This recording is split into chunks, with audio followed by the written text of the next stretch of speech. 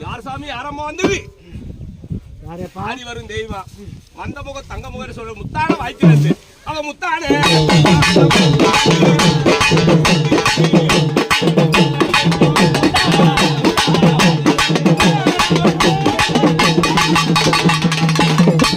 யாரப்பா யார் வந்தது?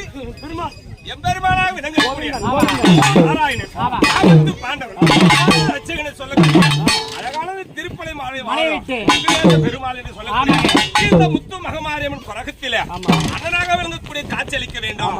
இந்த மக்களுக்கு வேண்டி வருகிறது எங்க வருவாமா அவன் செங்கருட